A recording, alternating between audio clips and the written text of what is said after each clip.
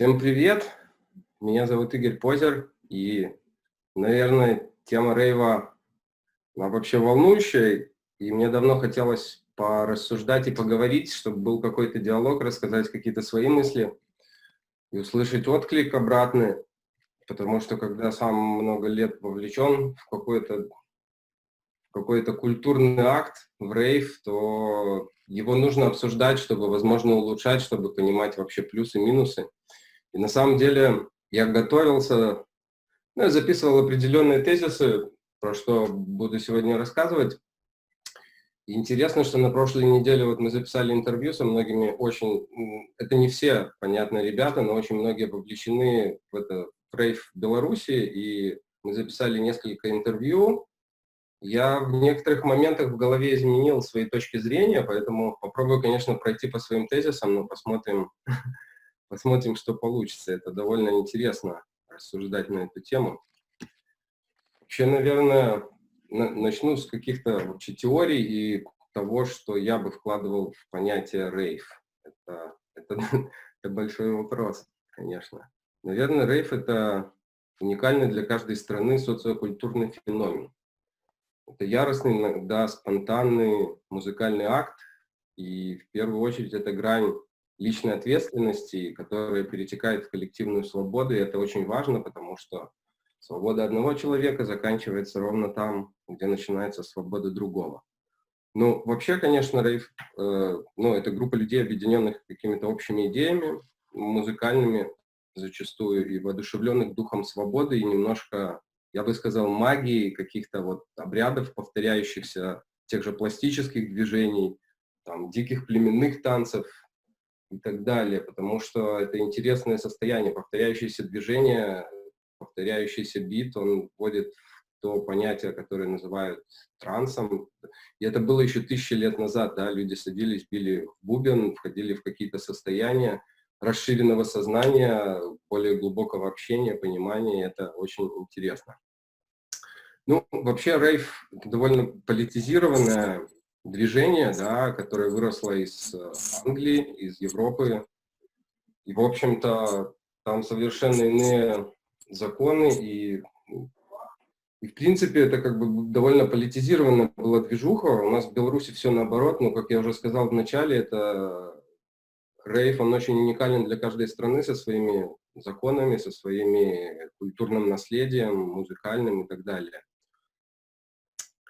Я бы хотел сказать, что мне очень не нравится, как сейчас воспринимают слово рейв и то, что рейвом называют любой музыкальный ивент. Мне кажется, это довольно неверно, с учетом того, что я рассказал, и в целом, откуда зародилось движение. Я это чуть больше, может, позже расскажу про европейские рейв-движухи. И мне очень не нравится, что каждый пук у нас называется рейвом. Это немножко, не то чтобы дискредитировать движение, но в целом это немножко неправильно, потому что вечеринка — это вечеринка. Вечеринки зачастую коммерческие, а само рейв-движение в целом зарождалось как ответ коммерческой культуре, как грань свободы, и поэтому, это, наверное, не совсем правильно. Еще я в одном канале очень часто, в телеграм-канале с афишей ивентов видел слово «рейвята». Знаете, мне так тошно его слышать, если честно, потому что это, слово «рейвята» — это уменьшительно-ласкательное слово, да. Конечно, можно называть там молодых рейверов рейвятами, но это довольно нелепо, и сам рейв, он просто довольно агрессивное понятие, а не уменьшительно-ласкательное, и это довольно смешно, если честно. Поэтому, наверное, можно сделать вывод, что у нас многие не совсем понимают, что называется рейвом, откуда это понятие вытекло, и поэтому называют рейвят и рейв каждый ивент и всех людей. Это, наверное, не совсем верно. Вот. И, наверное, если бы я отвечал на вопрос, чего не хватает рейва в Беларуси, наверное, политической свободы людей. Я бы так ответил, потому что это, в свою очередь, повлечет свободу творчества, музыкального самовыражения и в целом развития страны, потому что мы варимся в своем котле давно со своей культурой, и закрытые границы, они действительно сильно влияют на развитие всего. Это не только рейв, это любой виток культуры, он сильно зависит от притока людей, идей, от возможности обмена. И как бы, я думаю, в довольно закрытой тоталитарной стране это довольно грустно, но мы делали и будем делать, наверное, разные попытки исследования рейва, делать рейв. И я надеюсь, что когда-нибудь это разовьется в еще более что-то феноменальное. Вообще, если говорить про то, откуда появился рейв и кто его делали, это можно сказать, что это целое поколение эмансипированных левых, которые образовывали новые социальные слои. Ну, есть такие понятия, как цыгане, рейв-кочевники, да, это я расскажу почему. Просто откуда все начиналось. В Англии в расцвет acid house музыки и уже acid, и техно, вечеринки перетекли грань, ну, как бы маленьких собраний, да, когда на вечеринках собирались сотни тысяч человек, и власти, плюс в Британии довольно много было всяких заброшенных индустриальных зданий, каких-то ангаров и так далее, и власти в какой-то момент сильно испугались такого просто огромного скопления людей и запретили рейв как понятие. Поэтому появилось понятие нелегальный рейв. Его на законодательном уровне запретили, сделали нелегальным. И многие родоначальники движухи, они просто отправились в Европу, где были еще не такие суровые законы. Они отправились со своими колонками, музыкантами, семьями. Поэтому и можно сказать, что это рейв-цыгане-кочевники, и они это движение по всей Европе, по Франции в частности, по Бельгии сильно распространили. Оно получило там большое распространение, и дальше уже по всей Европе все это растеклось, разъехалось и заинтересовало людей. И как бы в Британии рейвы получили на государственном уровне нелегальное положение. Вот. И ну, как-то так. И если говорить про европейские фестивали, большие, да, такие как тот же French Tech, Азора, French Tech это, наверное, ему стоит уделить внимание, потому что это самый большой в Европе легальный рейв, да, он был на нелегальном положении, но просто когда такое количество людей собирается, властям ничего не оставалось делать, как его легализовать, разрешить, то есть это закрытая, ну, это огромная территория, огороженная там сеткой рабица, и полиция туда не имеет права входить, но на въезде на территорию тебя там могут обыскать, твои машины обыскивают, ну, и так далее. Там дежурит скорая милиция, но опять-таки они не имеют права заходить внутрь, только если какие-то проблемы, то есть там при сопровождении они могут помочь, если что-то происходит, потому что на мероприятиях, где 100 тысяч человек, где целый город, бывают разные вещи. И к чему я рассказываю, French Tech, это очень важно, ему уже более, насколько я помню, больше 25 лет, то есть он начинался как маленький локальный ивент, и культура рейва получила такое распространение, он стал так популярен, что это стало собирать людей со всей Европы, и там как бы более 100 тысяч человек собираются, и многие большие фестивали выросли из очень маленьких, такие вот как Азора, Бум, тот же Гластонбури, Систа в России. Вот, и были, поскольку у людей был интерес, соответствующие экономические условия страны, ну, еще, конечно, много довольно факторов, лояльные законы, открытые границы и так далее. И, соответственно, из маленьких ивентов это превратилось в очень масштабное, огромное событие. Где-то они платные, где-то вообще бесплатные. То есть это как ярмарка и выставка, знаете, у ремесленников, да, когда раз в год саунд-системы съезжаются. То есть это такое значимое событие. Они съезжаются со всей Европы, зачастую за 1000 километров, привозят с собой своих диджеев, колонки, декорации и делают просто на дня 3-5, ну, невообразимо. Это новый город, новые вообще коннекшены. Это просто бум. Я довольно глубоко знаком с польскими саунд-системами, людьми, рейвами, которые делали, и опять-таки эта вся движуха выросла из леворадикальных ребят, зачастую из анархистов, которые слушали панк-рок, и когда если техно там в конце 90-х заинтересовало их, им было это интересно как музыка, они начали делать ивенты, и они двигают культуру довольно серьезно.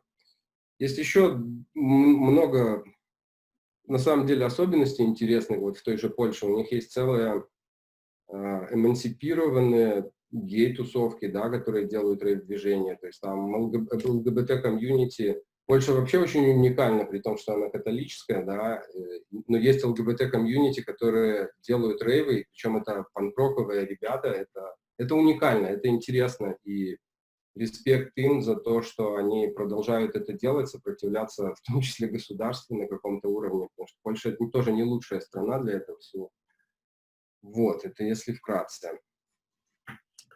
Вообще, наверное, рейв – это альтернатива определенной коммерческой культуре, да, противопоставление коммерческим мероприятиям, в том числе с более тяжелой музыкой, которую нельзя услышать в клубах, которые кормят людей, соответственно, чем-то более мягким, попсовым, не знаю. Поэтому рейв часто делается по принципу DIY, do it yourself, то есть никто не сделает лучше, чем ты, и если ты хочешь, бери, делай и равняйся на лучшее. Ну, я возвращаюсь к Беларуси, в нашей среде, да, небогатой страны, зачастую небогатого населения, довольно трудно рейву вырасти в большие значимые события, потому что нужно довольно много финансирования на аппарат, на хорошую аппаратуру, да, на декорации, на организацию.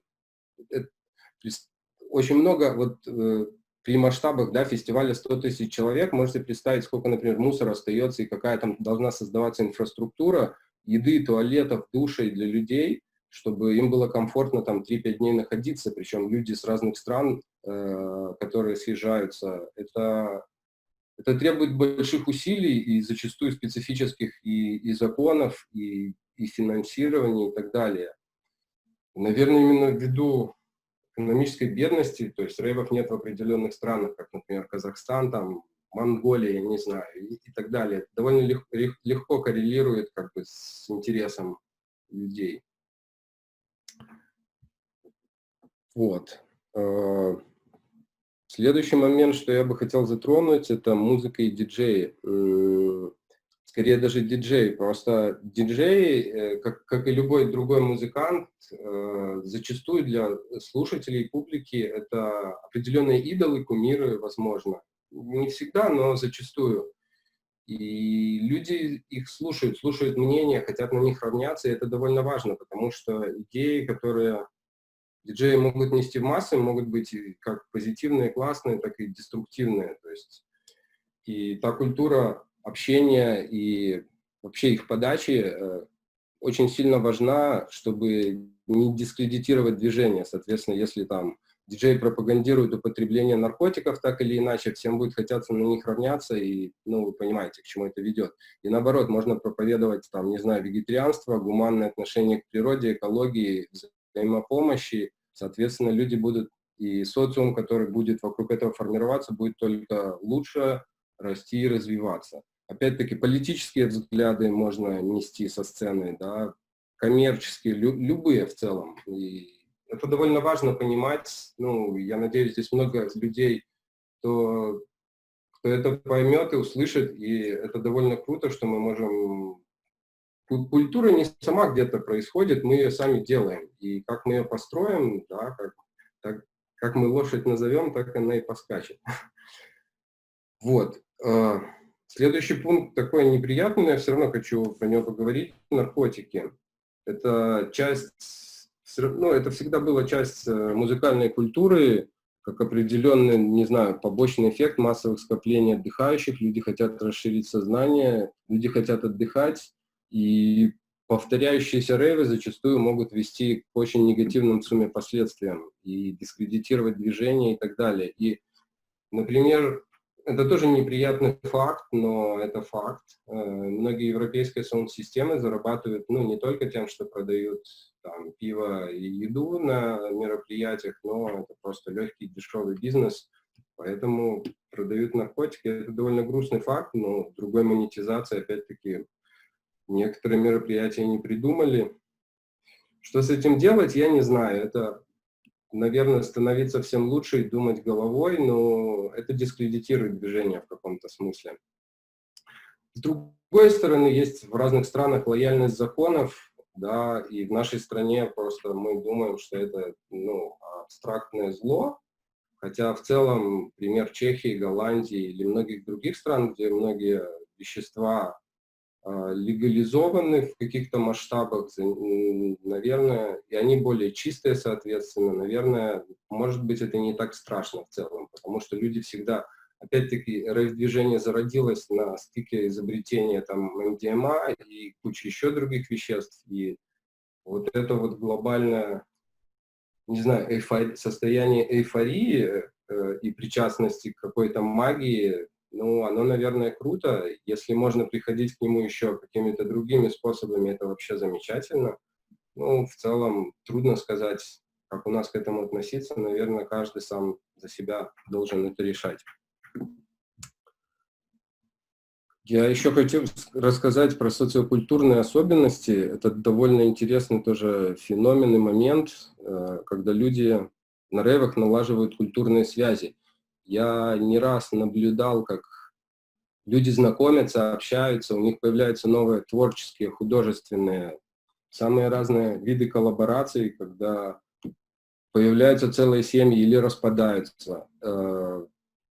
И таких примеров много, и это, мне кажется, очень круто, потому что рейв объединяет действительно разных людей, и находить новые виды социокультурных связей – это очень важно.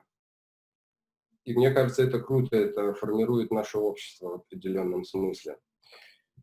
И, наверное, если вкратце говорить, то это, в принципе, все, что я хотел рассказать. Просто многие из этих вопросов мы обсудили в том небольшом кино, которое сняли.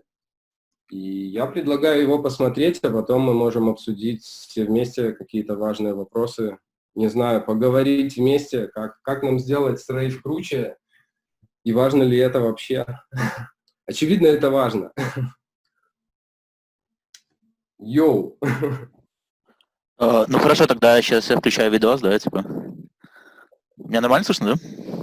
Да, давай, включай. Хорошо, я сейчас остановлю запись. Еще спасибо.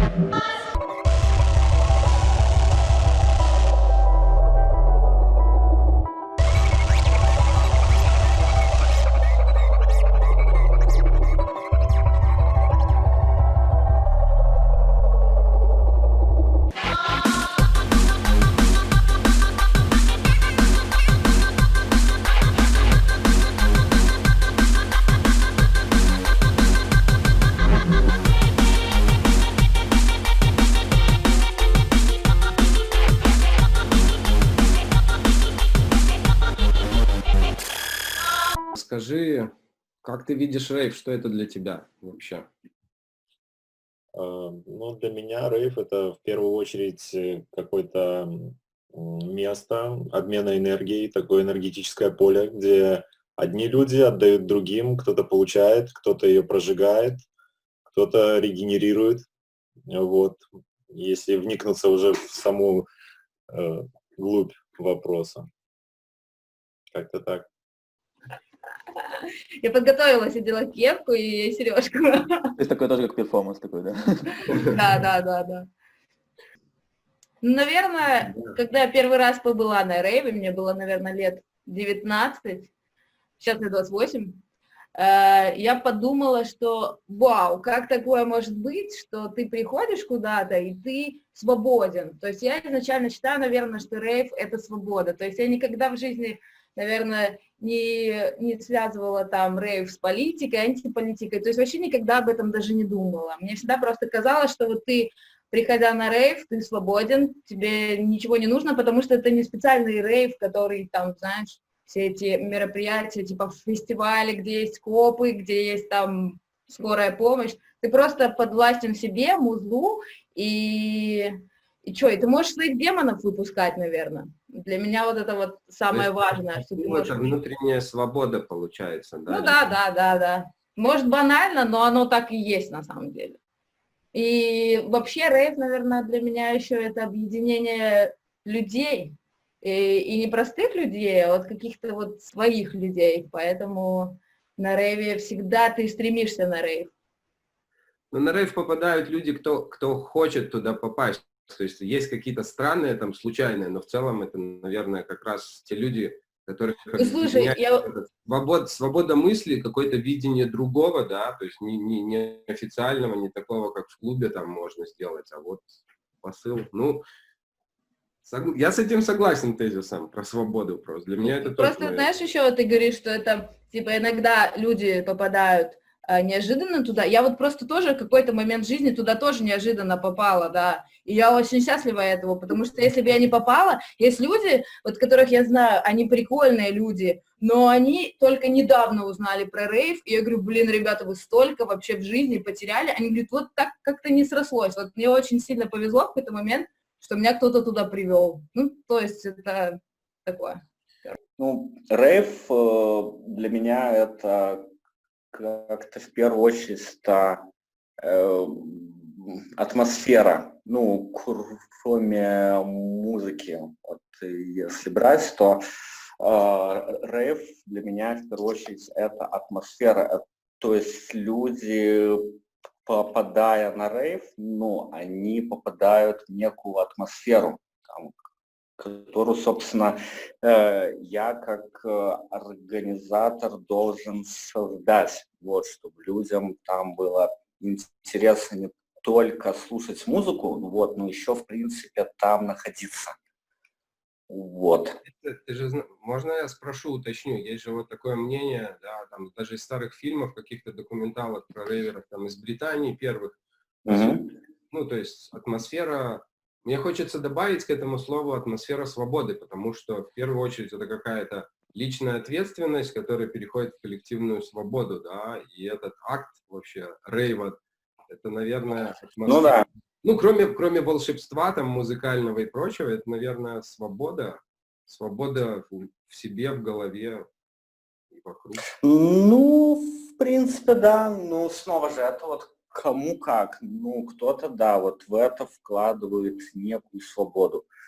Слушай, ну это такой на самом деле вопрос довольно интересный. Что для меня рейв это одно, что рейв для всех это другое, история рейва это третье, как бы, то есть мне кажется, что только спустя достаточно большое количество времени поняли на самом деле, что рейв вообще в принципе, то есть рейв, то, что мы делаем, это, ну, это не рейв, то есть, ну, как бы изучив так вот немножко глобальную историю вообще как бы зарождения рейва, то есть с чего все это началось, там с культуры там и так далее, ну то есть мы поняли, что как бы просто вечеринки и, ну скажем так, используя термины типа там андеграунд и так далее, то есть ну это было модно, это было там стильно, скажем так, прикольно, и в какие-то моменты это действительно был андеграунд, если ты вспомнишь наши там бункеры там какие-нибудь или еще что-то в этом роде. Вот, но в конце концов не совсем рейв все-таки. То есть наш посыл был как бы, ну, скажем так, показать ту музыку, которая не звучит нигде практически в наших реалиях, как бы в наших просторах, то есть, ну, как бы на наших территориях. То есть... Рейв для меня много менялся. И когда я изначально пришел, для меня это было прежде всего музыка. Ну, как человек со стороны, я рейв слышал. А впоследствии для меня это стало комьюнити. Это люди, Но и на текущем моменте для меня рейв — это культура. Это большая культурная прослойка, в которой есть уже какие-то свои устои и принципы взаимоотношения между людьми. И вот это вот все вместе с музыкой и с теми, кто готов участвовать в этой музыке, в создании этого движения и уважения, это и есть рейв.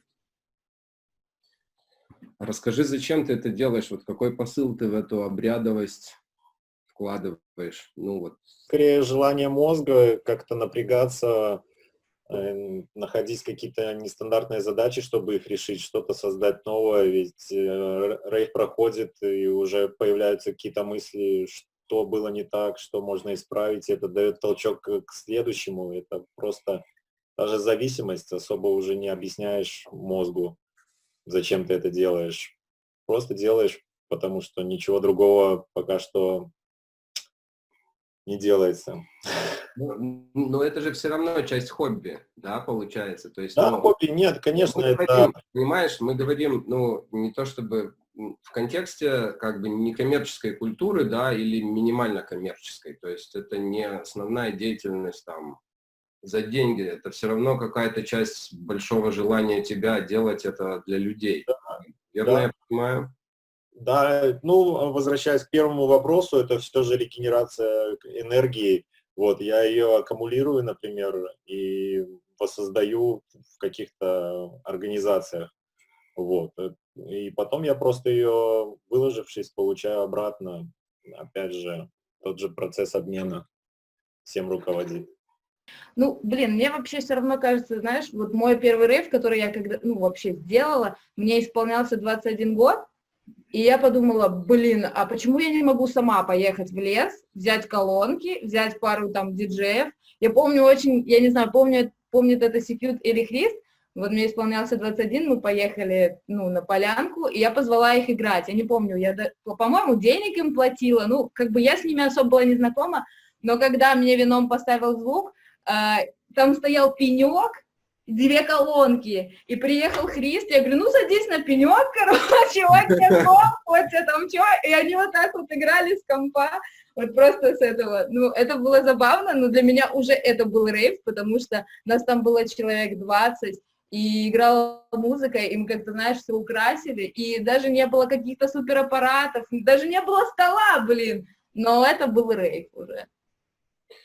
Ну, вообще, посыл, вот этого объединения, как-то, не знаю, лично для меня, в первую очередь, это, вот как я делал колотушки, это, собственно, развитие брейкор, джангл, движения в Белке.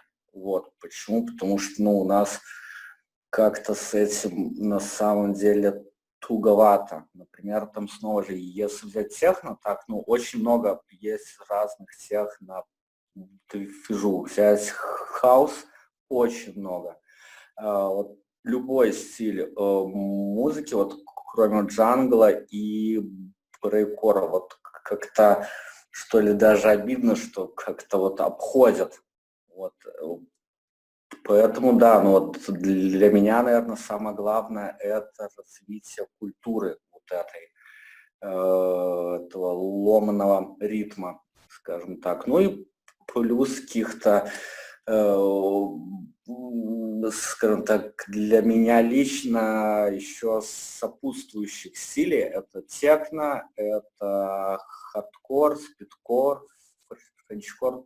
То есть они у меня есть на движках, но как основное, все же это брейкор и джангл. Вот.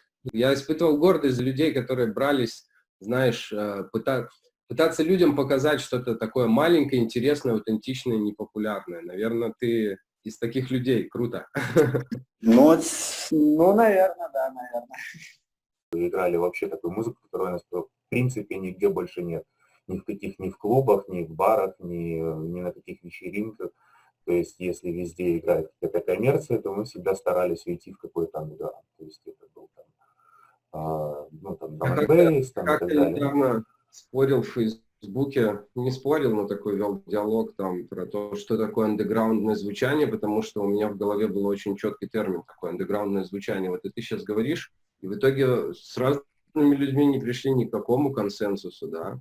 Это такое довольно широкое понятие, что это быстрый звук, медленный, грязный. Это очень такие тоже разные термины. Но все равно, говоря вот даже про какие-то стили, я, честно говоря, не верю. Ну, типа, я думаю, что дело не только в том, что клуб не принимает какой-то стиль, знаешь, и поэтому нужно искать там альтернативные места. Все-таки рейв это какое-то такое объединение людей, какой-то идеи, зачастую музыкальной, да, которые хотят делать что-то свое, очень странное, очень невъебенное, другое, может быть, не похожее, и поэтому уходят там в леса, в подземку, еще куда-то. Ну, ты согласен с этим? Но не совсем, не совсем. То есть не просто потому, что хочется делать что-то другое. Я, допустим, меломан, но у меня очень, скажем так, не супер широкий как бы, ну, вкус. То есть я не могу там сидеть там часами и слушать монотонный хаос какой-нибудь или еще что-нибудь в этом роде, который там играет зачастую там в наших клубах, там техно, которая зачастую играет в наших там клубах, в наших заведениях. То есть музыка, которую я слушаю, я ее люблю, она практически нигде, собственно, не звучит. Вот. Я люблю, чтобы эта музыка звучала качественно. Вот, поэтому, ну, ты знаешь, опять же, то есть, что работа над качеством велась постоянно, все время. Мы постоянно, собственно, развивались, постоянно что-то делали, постоянно как бы вкладывались в это, и ну, в этом был, собственно, главный посыл, чтобы наша музыка, то, что мы делаем, она была, собственно, развивалась и звучала более массово. То есть, Развитие музыкального вкуса и определенных получается. Ну да, то есть, ну, опять же, ну, мы не совсем это, в конце концов, называли рейвом. Вот, и прямо сейчас, если честно, когда я вижу слово рейв там рядом с просто типовой там какой-нибудь вечеринкой, там, я не знаю, чуть ли там не в баре там каком-нибудь, не будем называть название, там, не будем переходить на личности условно, но меня бомбить там конкретно, то есть вот от этих вот. Ну, это классические штуки культуры, масс-медиа, да, как панк-рок, когда стали Гуччи выпускать склепанные ремни с золотыми клепками там по 500 евро. Ну, изначально панк-рок проклепывал их, чтобы было опасно и показать что-то другое, а как бы, потом это стало продаваться задорого, поэтому и рейв, наверное. Ну, популярно называть любой пук. Популяризация, да. Слушай, ну, очень давно, когда ты нам помогал, когда мы только начинали делать там саунд-системы, какие-то рейвы, ты много нам помог, и финансово, и морально. За это огромное спасибо. Я хотел спросить, зачем ты это делал, какой посыл? То есть тебе было интересно строить, получается, вот это все комьюнити? Участие, во-первых. Ну, то есть очень интересно все-таки почувствовать какую-то себя частицей этого, когда ты понимаешь, что даже там те редкие разы, когда я помогал звук забирать или ставить его где-то, то есть ты чувствуешь причастность к этому, в том, как складывается это настроение, как складываются эти эмоции. Это интересно в этом во всем разобраться. Ну, опять же, это для понимания. Ну и, конечно, если не мы, то кто? Был ли рейв для тебя частью какого-то вот вообще магии, да? Наверное. Он и остается. Это прекрасная магия. На твой взгляд, рейв — это часть современного искусства? Современное искусство весьма такое многогранное, и скорее рейв — это не часть искусства, это какой-то обряд, скорее для меня, обряд, в котором уже присутствует искусство, в котором может находиться искусство, может не находиться. Вот, смотря какой рейв, да. Обряд — это интересное понятие, но подразумевает много повторяющихся действий, каких-то вложенных, интересных. Это похоже на паломничество какое-то, да. Кто-то ездит на рейвы в другие страны, кто-то тем самым путешествует. Везде смысл один и тот же, точно так же, как и у религии, как это делали наши предки всегда, только у нас сейчас это приобрело вот такой вид. Я вот тут, короче, не знаю, я спорно, потому что, типа, современное искусство как таковое, да, если его рассматривать, то оно часть социума, да, ну вот, ну, если так в общие рамки, такое классическое понимание современного искусства, а рейв, да, он такой, знаешь, стоит рядышком, но вот не заходит в этот вот, вот в это вот понятие. Мне кажется, не до конца рейв еще искусство современное, то есть потому что его никто не раскрывает, потому что обычно, как вот, например, архитектуру, его кто-то, ну, ее там изучают, вот это там художников каких-то, их изучают, а рейв особо никто не изучает, то есть это остается в какой-то маленькой компании людей, и вот они что-то об этом говорят, они что-то об этом знают, а всем остальным, ну, то есть никто в это не вдается. Ну, не знаю, это как для меня, я, может, все говорю. В Германии есть, по-моему, не помню только, как называется, в Берлине есть один из факультетов техно, который исследует историю техно. Да? Круто, я просто об этом ничего не знаю, потому что я на фоне Беларуси, да, рассматриваю. Я хочу ну, типа, дополнить твою мысль, прав ли я. Есть понятие такое, как бы, академическое изучение, да, когда какую-то область исследуют, там, соотносят люди реально с докторскими степенями или разбирающиеся предметно. А рейв — это в целом как бы чуть-чуть другое понятие. Техно — это, ну, это стиль музыки, да, который сильно повлиял на социум.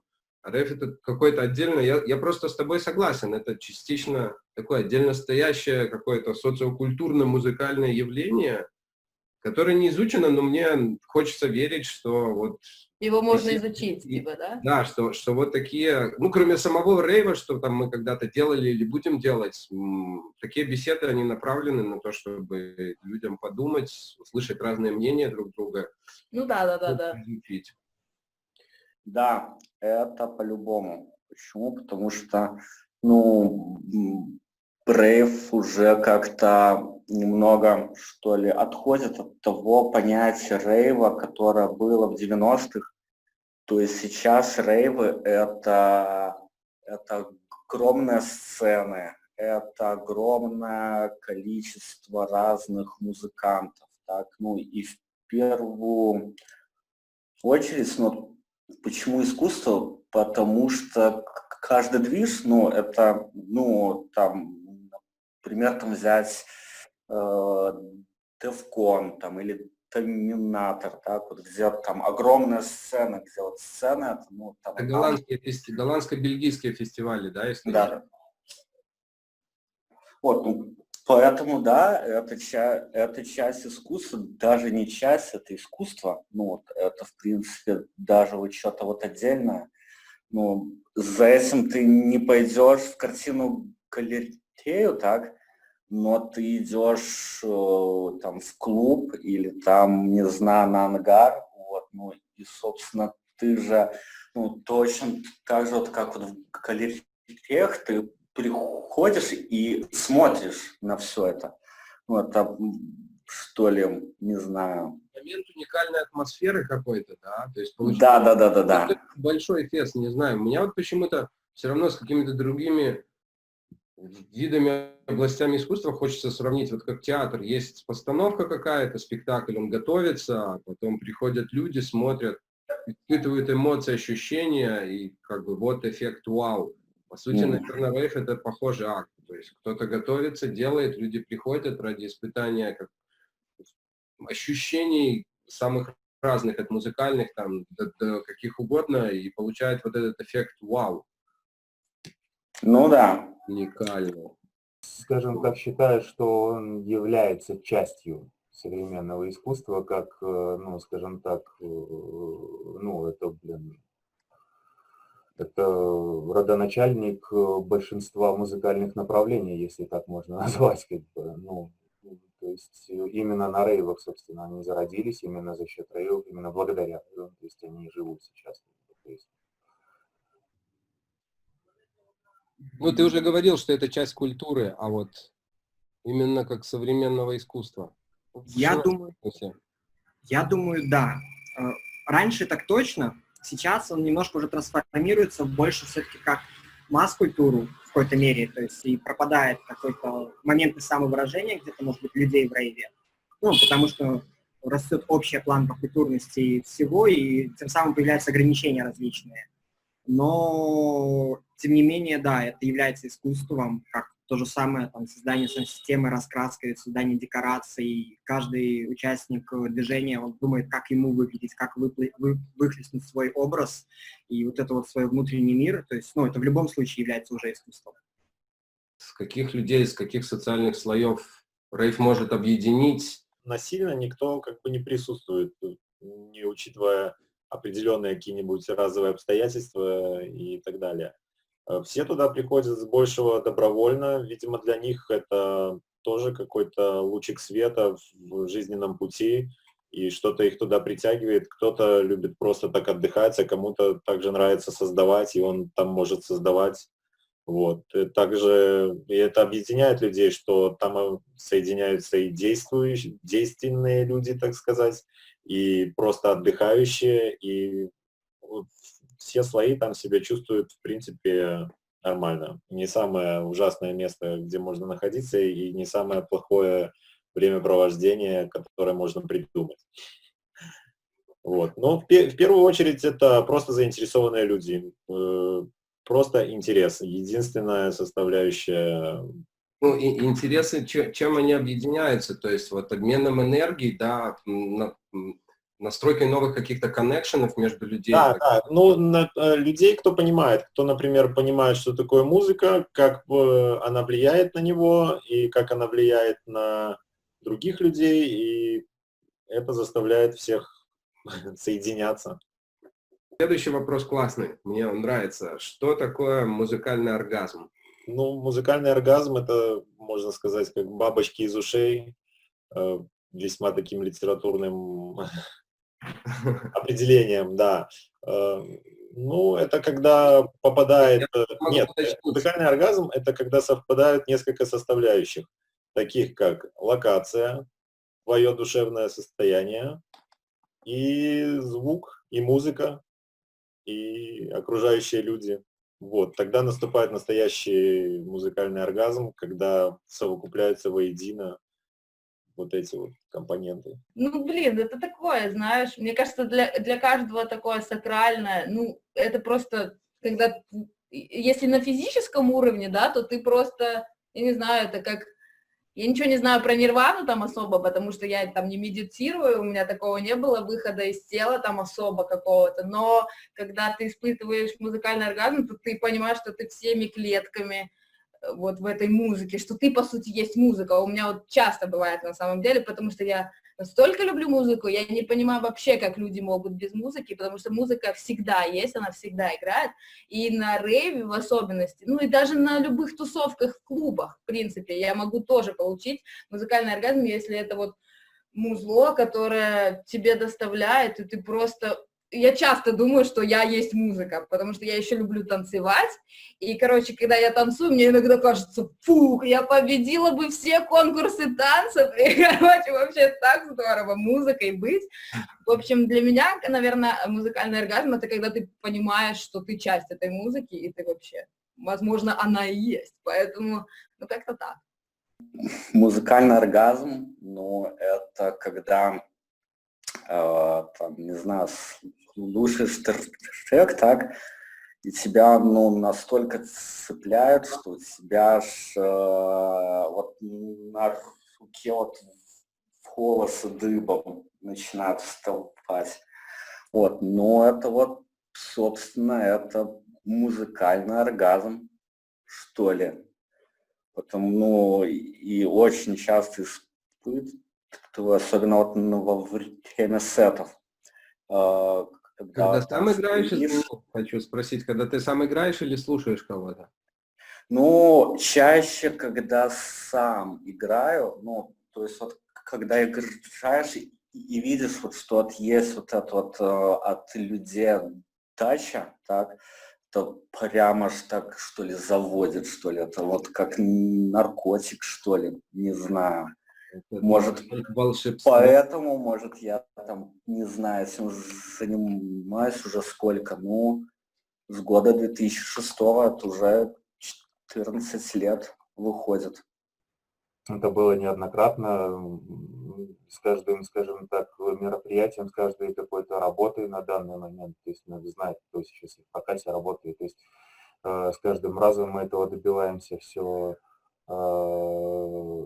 чаще и чаще. Но первый раз это было, наверное, лет, чтобы не соврать, 8-9 назад на коттедже, когда мы с товарищем Эдрином отстраивали звук на мероприятии, на котором я даже, собственно, не играл, но это был мой звук. То есть мы вместе там с ним 3 часа колупались.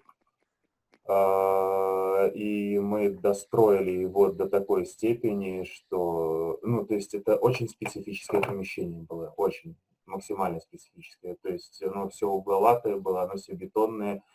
Ну, так, поработать пришлось основательно, мы 3 часа колупались с ним, все сделали, все классно. И вот, скажем так, музыкальный экстаз, это когда ты просто вот встал по центру зала, включил музыку, на максимальных возможностях этой акустики просто закрыл глаза, и ты вообще не понимаешь, откуда она играет. Она просто везде. Она везде, она повсюду, она заполоняет все твое пространство, все сознание, подсознание и все. И просто ты начинаешь даже видеть какие-то картинки, то есть визуальные в этот момент. Вот, с закрытыми глазами просто проваливаешься в этот поток музыки. То есть вот я считаю, что вот такой вот момент. Ну. Музыкальный оргазм. А можно все говорить, что я захочу, да? Даже нелегально. Музыкальный оргазм. Для меня музыкальный оргазм, как правило, начинается на второй день всегда пати. На утро всегда пати второе. Это когда ты вот переживший кучу событий, ну не пати, а вот именно выездов на природу, лесных вот рейвов, ты вот переживший кучу всего, впитавший в себя эту всю энергию, ты вот начинаешь встречать утро, и начинает играть музыка, которую ты любишь. И вот в этот вот момент тебе без разницы вообще, что вокруг происходит, кто вокруг, ты хочешь танцевать, и ты слышишь звук в совершенно невероятных тонах. То есть, ну, он внутри, и для меня очень часто вот эти моменты раскрывалась вообще в целом музыка. Ну, и появилась любовь ко многим жанрам, там, в частности, спасибо там нашим деятелям, как Сиду, или же вылетело имя с головы. Сайтранс играет. Ничего, мы это вырежем. Если бы можно было выбирать, вот просто быстрые ответы, музыка или люди? Скорее музыка, потому что там, где музыка, появятся и люди. Декорация или звук? Звук. Декорации можно представить в хорошем звуке. Хип-хоп или драм-н-бейс? Транс. Отлично, я так и думал. Художники или музыканты? Музыканты-художники, что-то общее между всеми этими людьми, ведь для меня это примерно одно и то же. Кто-то пишет звуком, кто-то пишет другими вещами, кто-то пишет кодами. Все это, да. Быстро я могу... Да, давай. Музыка или люди? Слушай, я думала по этому поводу, сначала думала, ну, конечно, музыка, но без людей не было бы музыки. Если бы не было, по сути, какого-то, ну, там, класса людей, да, которые слушают эту музыку, то музыка была бы просто, ну, ты понимаешь, да? Еще раз, музыка или люди? Люди, наверное. Люди с музыкой, ну, как-то так, не Декорации знаю. или звук?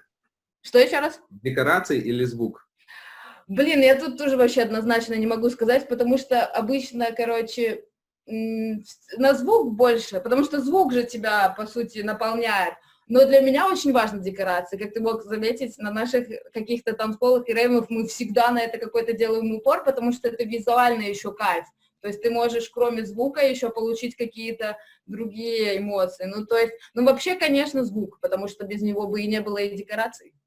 Все, короче, из одного вытекает в другое. Хорошо. Амен-брейк или прямой бит?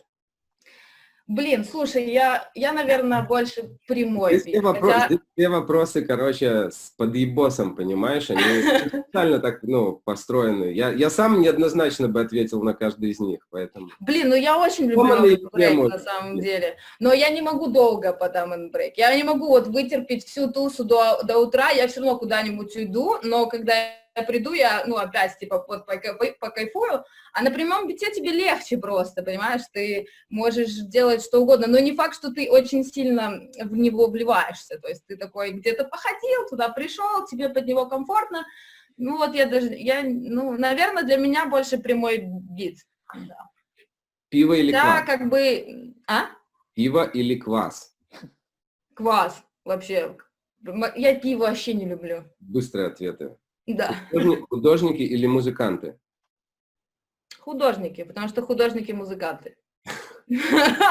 Тату или пирсинг? Татуировки. Уж, пожалуй. Ну, это легкий вопрос. Да. Хорошо, давай. Музыка или люди? Музыка, Декорация или звук? звук, Техно или хардкор? хардкор. Пиво или водка? О, наверное, пиво. Наверное, пиво. Хотя, если честно, сейчас сок, сказал бы. Между пивом и водкой я Окей. выберу сок. Художники или музыканты? Да, сложно. Музыканты. Больше музыканты. Попробуй отвечать быстро, относительно не думая. Музыка или люди? Музыка, Декорация или звук? звук. Аналог или цифра? Цифроаналог. Транс или драм н бейс? Еще раз? Транс или драм н бейс? Не скажу. Я меломан. Нет. Винил или CD? Винил. Музыка или люди? Люди. Декорация или звук? Звук. Транс или драм н бейс? Транс. Техно или хардкор? Хардкор. Усы или борода? Усы. Слушай, расскажи, какую ситуацию или событие вот тебе запомнилось очень ярко там за последних несколько лет? Ну, Это может быть что угодно. ярко На рейве. на рейве, да. Да. Наверное, одно из самых последних такое было, это на калейдоскопе, на главной сцене во время самого мрачного, таинственного сета посреди ночи. Просто два сотрудника милиции просто поднялись на сцену и стали за диджейку. Когда я на нее смотрел, это был непередаваемый перформанс и переворот каких-то эмоций внутри. Просто все через мясорубку в один миг меняется, и это было, да, очень ярко. Слушай, ну мне кажется, я помню, я тогда присутствовал, и Да. с ними удалось, это, кстати, интересный вопрос, ну там не вдаваясь в подробности, но насколько я помню, с ними удалось просто договориться, что вот у нас музыкальное событие творческое, да, мы никому не мешаем, мы далеко от людей, как бы отъебитесь, ну, мягко говоря. И в целом такой ответ их устроил. Там, не с первого раза, но, насколько я помню, как-то так было, да?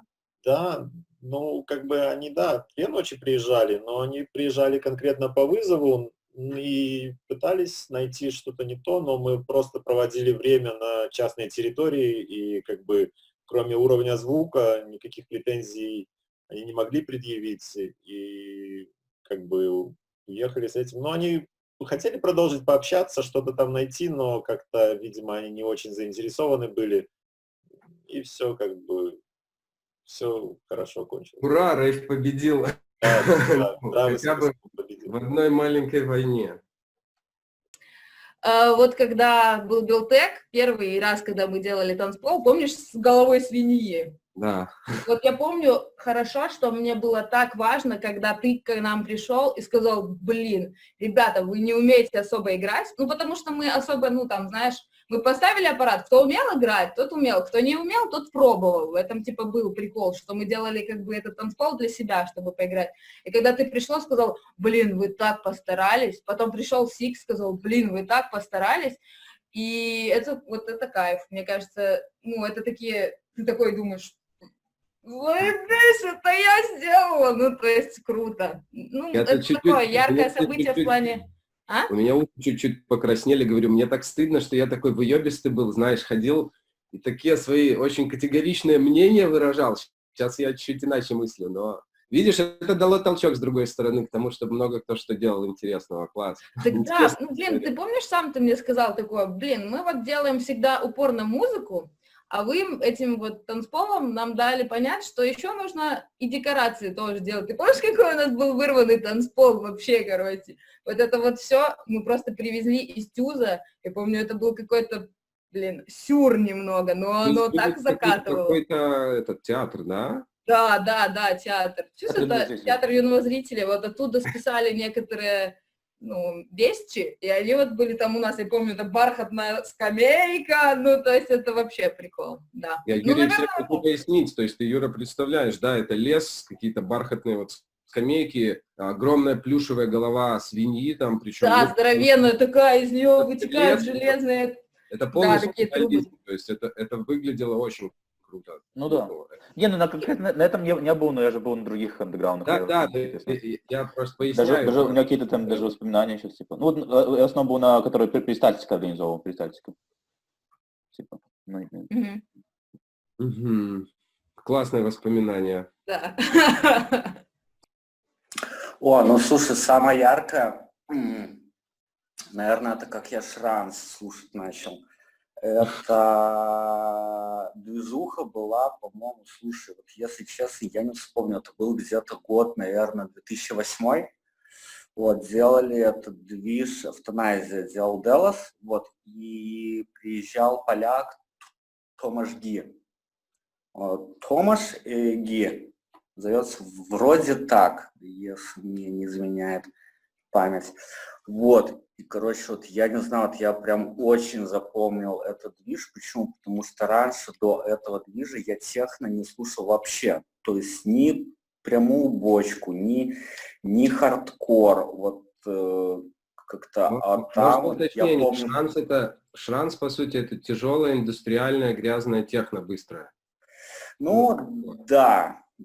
Ну, скорее здесь ноги растут, кстати, с транса вообще, не с техно.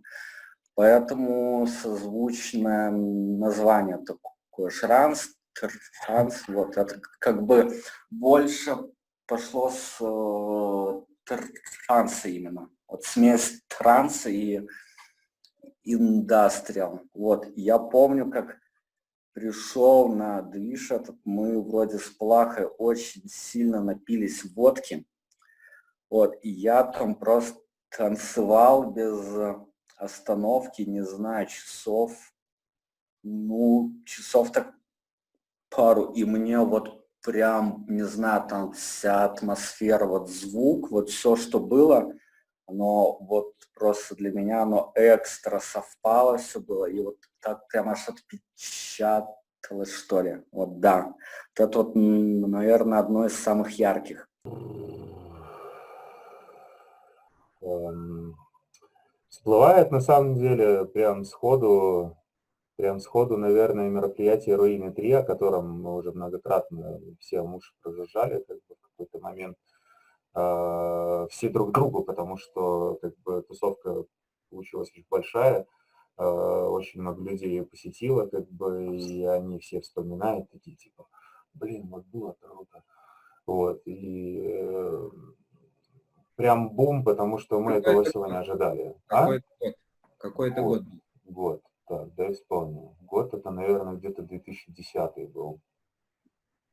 Да, где-то 9-10 год, вот так вот, может, 11-й, то есть такого плана. Это был заброшенный лагерь в 30 километрах от Минска, я не буду говорить точки. Просто с самого момента, когда начали идти люди шли толпами, просто целыми электричками выходили, то есть на станции, шли на место огромным коридором людей, просто огромным, мы их вели с двух сторон. Шел ливень уже на этот момент, прям ливень с раскатами грома, молний, и этот ливень шел всю ночь. И это, наверное, единственное, что нас спасло, как бы вообще от каких-либо конфликтов там с людьми там вокруг, потому что людей было очень много. вот, но все как бы разошлись по танцполам, танцполы все были крытые, все были подготовлены, все разошлись по танцполам, все прям всю ночь там тусовались, то есть нам даже там толком свет никакой не нужен был, потому что раскаты молнии валили так, что как стробоскопы просто сквозь окна пробивали, там всю ночь там гром такой, что там аж бас не нужен был, просто там добавляло «Будь здоров». И самый кайф то, что, ну, смотрю, рассвет, там все народ расходится, они все счастливые, все с улыбками, просто расходятся, собирают за собой мусор.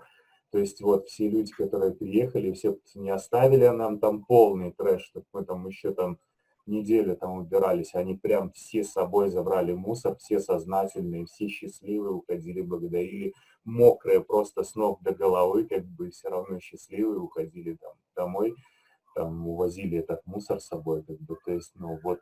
Видишь, это интересный момент самоорганизации. Интересно, почему так произошло, и зачастую не всегда так бывает. Да, я с Это тобой круто. согласен, потому что, если честно, на моей памяти таких мероприятий вот именно чтобы вот так прошло со всей самоорганизацией и с, скажем так, сознательности людей.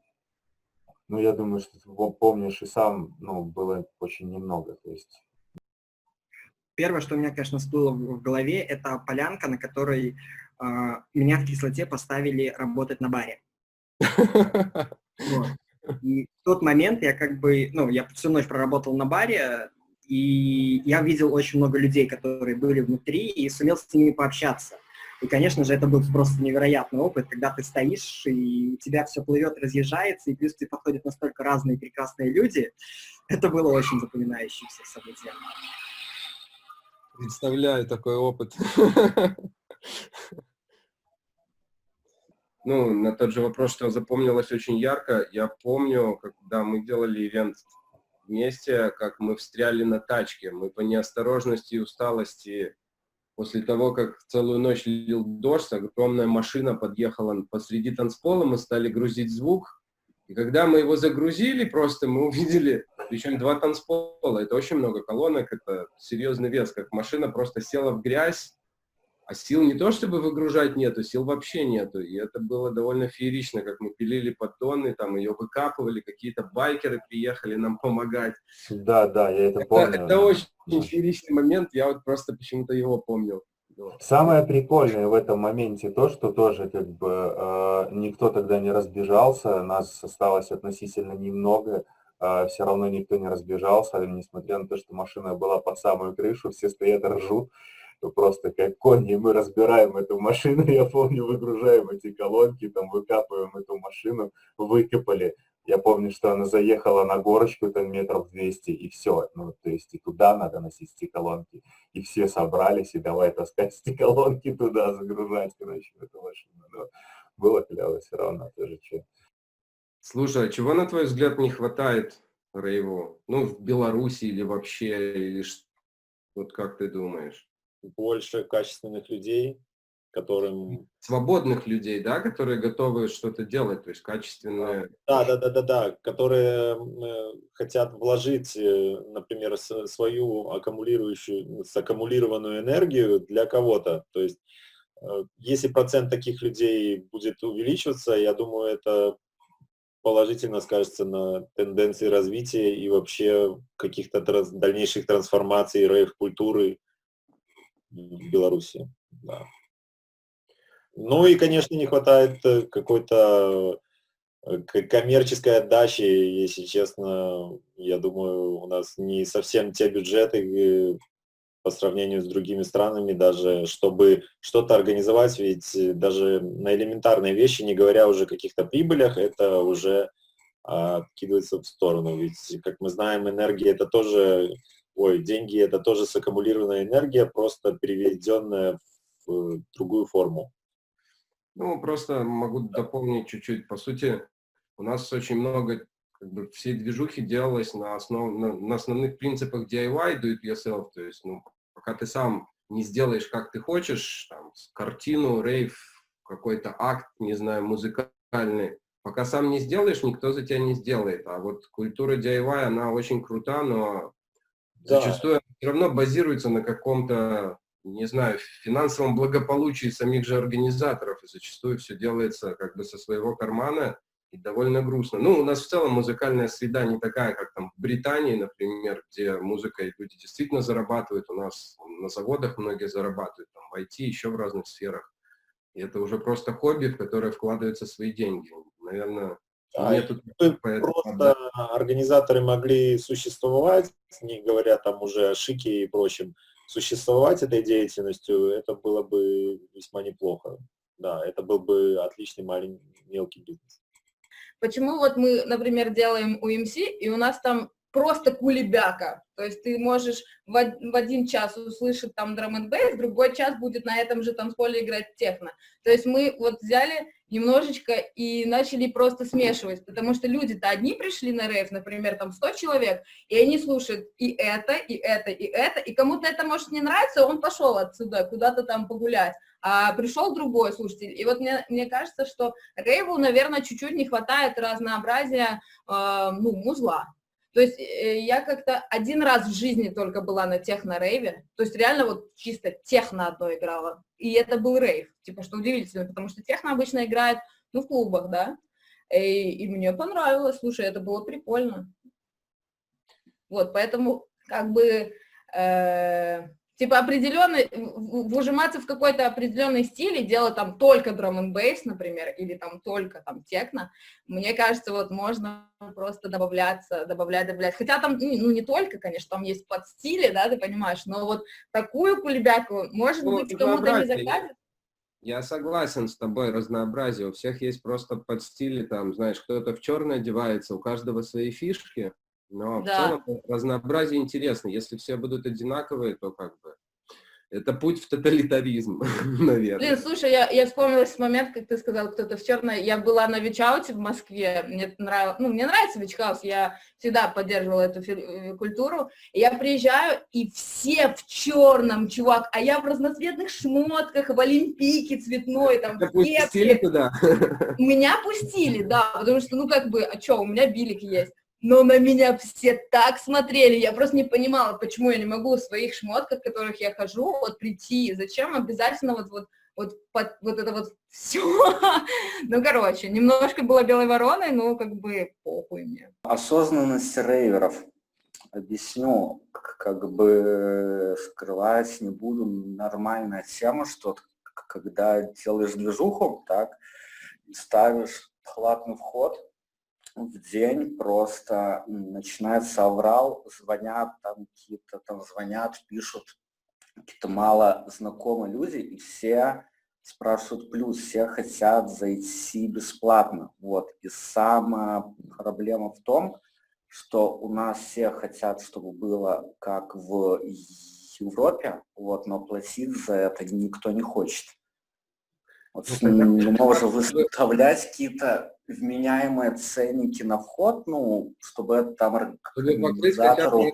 Входы, там, заплатить диджеям, не говоря уже, знаешь, что себе в карман положить. Я очень, тебя понимаю, наверное. Да. И вот это самое главное, чего не хватает, это одно из первых. То есть, если будет вот это, если люди поймут, что пока не заплатишь, тут ничего происходить не будет, потому что, государство вряд ли начнет нам выделять деньги на то, чтобы мы делали фижухи.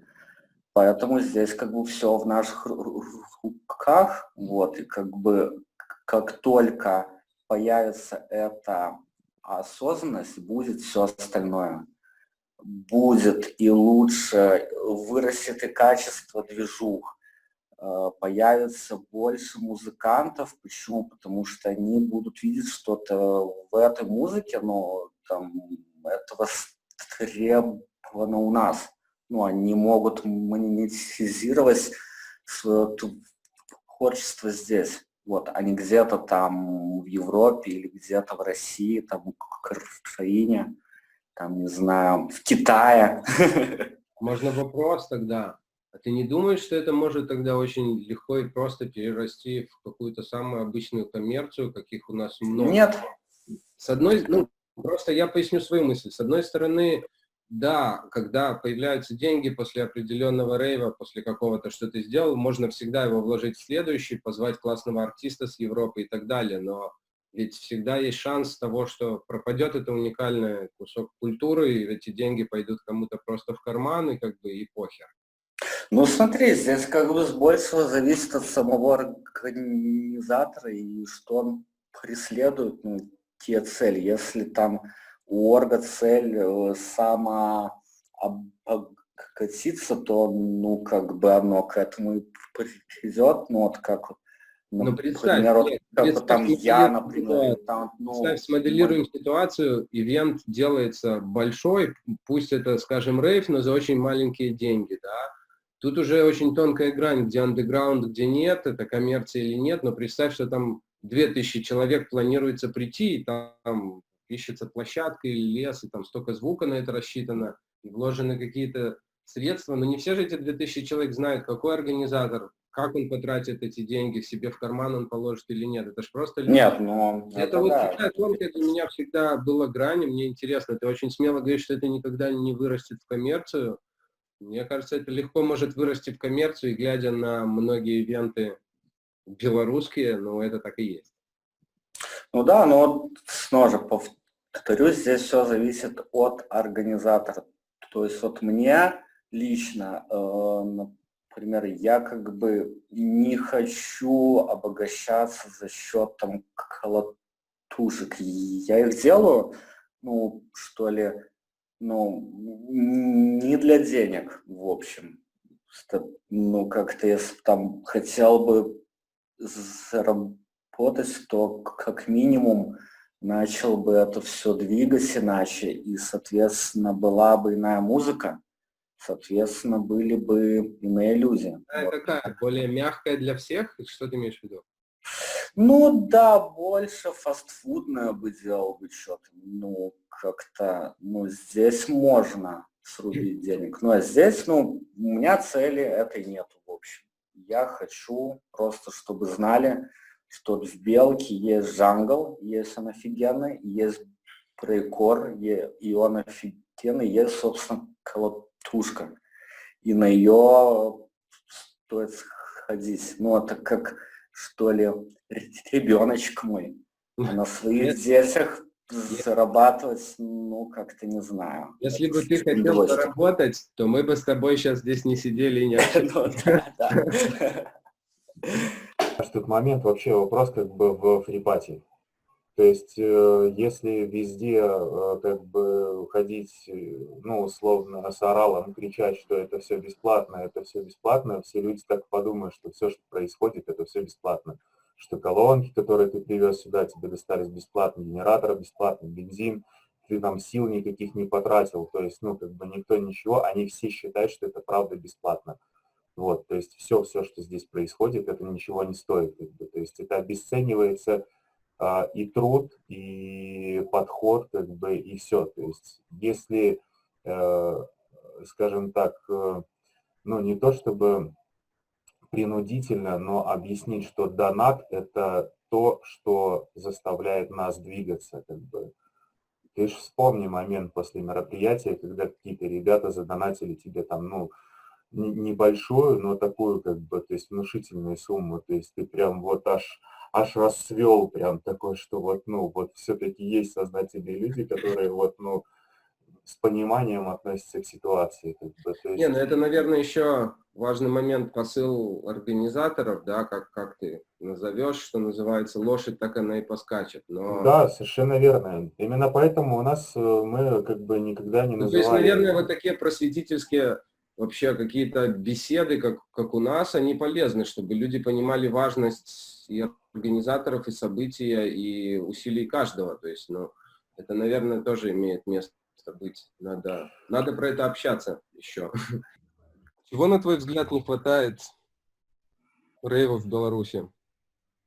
В первую очередь поддержки со стороны, ну, даже не поддержки, это слишком уже светлые мечты, послабление со стороны государства все-таки. То есть, прежде всего, я понимаю прекрасно, что, ну, я видел внутри, что ничего плохого не происходило, и, как правило, только лишь всякие дополнительные запреты, они усложняли саму жизнь для тех, кто делает рейвы. И, конечно же, какой-то свободы вот этой вот очень не хватает. Может быть, еще... Да все остальное вроде бы как бы так прекрасно было, потому что белорусские, например... Ну, я видел во многих странах рейв-движение, и могу смело сказать, что вот этот вот белорусский колорит и та культура, которая у нас родилась, она очень уникальная. И, ну, может быть, конечно, во многом потому, что она для меня родная, и я как бы видел ее там во многом сначала, и как она развивалась, но похожего колорита, похожего вот людского какого-то внутреннего вот этого вот комьюнити я не замечал ни у кого. То есть и у нас очень хорошее получился вот движение и создать это все. Класс. Последний вопрос. Какой ты видишь себя через 20 лет? Ой, в кроссовках. В кроссовках на рейве. В рейве, окей. Да. Круто. Хотелось, чтобы у нас как-то поскорее ушло социальное прошлое из голов людей. Да, люди стали более раскованные, более откровенные, в первую очередь, с самим собой. Вот. И как светлое, большое будущее представляю через 20 лет. Я думаю, все будет просто замечательно, и я буду просто 50-летним мужиком, притаптывающим это на задворках, чтобы меня сильно не глушило, но тем не менее я смогу там присутствовать и это видеть с каких-то разных дистанций. Как-то так я это вижу. Круто, отлично. Спасибо огромное и удачи, свершений, и вообще удачи во всем, и пусть все получится. Вам тоже. Так, через 20 лет это мне будет 50. Ну, слушай, скорее всего, я уже буду наблюдать рейвы где-то в доме престарелых в своем ноуте. Буду смотреть и думать, блядь, вот это они круто там тусуются, блядь, и я бы хотел вот так. Но это... Я верю, что ты будешь топтать все равно танцпол, ты рано себе списываешь. Вот, ну не знаю, если честно, ничего как оно будет. Ну слушай, снова же, если я не перегорел этим за 14 лет, то вряд ли там через еще 20 там у меня что-то изменится. Я буду также хотеть слушать, любить эту музыку, вот, потому что это уже вот где-то вот здесь вот. Круто, спасибо тебе. Вот не знаю, ты не говоришь слово рейв. Каким ты видишь себя в музыке через 20 лет? Я вот так задам вопрос. Слушай, я бы хотел на самом деле музыкальной свободы какой-то, чтобы, ну, как бы у нас не делилась музыка на там коммерцию, андеграунд, а ты чуть ли не в любое заведение мог зайти, послушать классный драм-н-бейс, там, ну, транса нет как такового вообще, как бы хардкора нет. Ну, вот есть очень много людей, которые любят хардкор, как бы, и, то есть, его нет. Может быть, он как-то не совсем правильно организован, может быть, я не прав, но транса нет вообще, то есть, как такового. Знаешь, я вот, наверное, тоже хочу ответить с тобой на этот вопрос, на этот же самый вопрос, чего бы хотелось вот через 20 лет в Беларуси. Наверное, чтобы был какой-нибудь реально большой рейв, на котором есть по нескольку площадок вообще с разной музыкой, с разными вкусами, с разными людьми. То есть это не пару танцполов, а чтобы музыка выросла в уровень серьезного разнообразия. Это реально круто. Да? Мне этого тоже хотелось. Но это у нас... Может быть, когда-нибудь, когда мы будем старыми пердунами, так и получится. Да, именно вот музыкальной свободы, чтобы было как бы, чтобы было куда сунуться, чтобы было и там, и там, и там, и там хорошо. Очень хотелось бы, чтобы все-таки делали акцент как бы на качество проводимых мероприятий, на качество звука в первую очередь, потому что музыка должна звучать. Если музыка не звучит, зачем она тогда играет вообще? Как-то так. Спасибо тебе огромное, что уделил время, что чудно пообщались. Из нас рейв не вытрясти, да. Я очень надеюсь, что у меня появится все-таки когда-нибудь моя сцена. И я хочу в этом развиваться. Я хочу развиваться в том, как делать музыку, как создавать тоже какую-то атмосферу и декорации.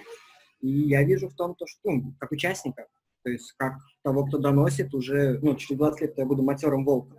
Я уже по столу стукнул и сказал: так, щенки, а ну плясать как надо. И вот, кто знает.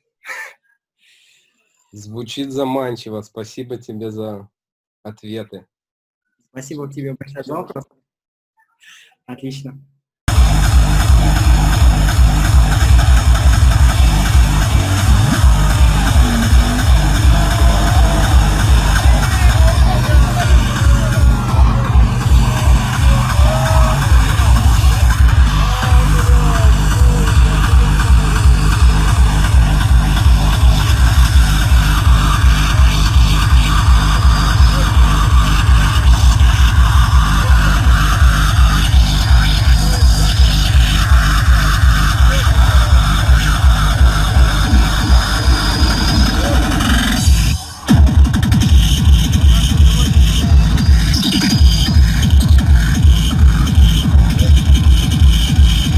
Ты вопрос задавал, типа, самый такой крутой момент на рейве. Я еще хочу комичный рассказать. Ну, такой Конечно. просто сюр. Это тоже Белтек, там, где, ну, помнишь, еще техно был танцпол такой большой, чиллаут где-то во враге таком. Это был Белтек или это была Полянка? Ну, это, короче, один из самых первых, не помню. И утро, я пью водку, чувак. Очень. И она меня не набухивает, и я подхожу к своему лагерю, а там чувак откуда-то в лесу, хуй пойми, взял дверь, жжет дверь посередине, вот здесь костер, и вот в двери уже такая дырка, и подходит чувак и говорит: а вы, ну, в красной майке и в трусах. Ну, это кислотный ожог был, и он такой говорит: а вы случайно не видели тут молодого человека, такого в красной майке с длинными волосами? То есть, как он выглядит. Я его потерял. И все, вот это такой вообще смешной момент, я про него... Возможно, в этой двери. Возможно, он ушел в эту дверь. Ну да, типа того. Но это было очень забавно, когда он искал себя, своего друга. Вот. Ну, так все.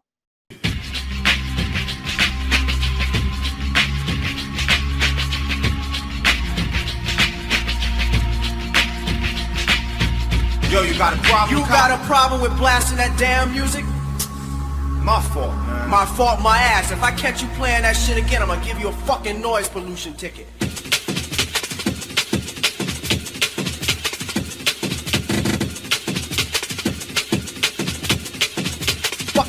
Fucking noise.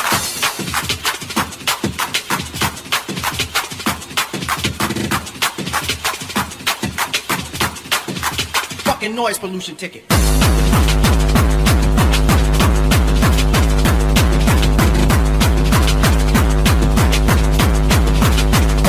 Fucking noise.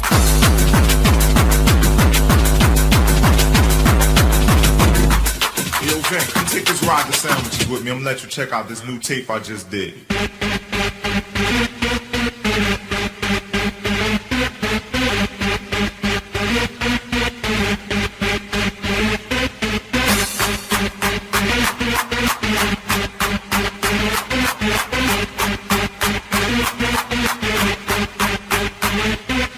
Yo, you got a problem? You got a problem with blasting that damn music? My fault, man. My fault, my ass. If I catch you playing that shit again, I'm gonna give you a fucking noise pollution ticket.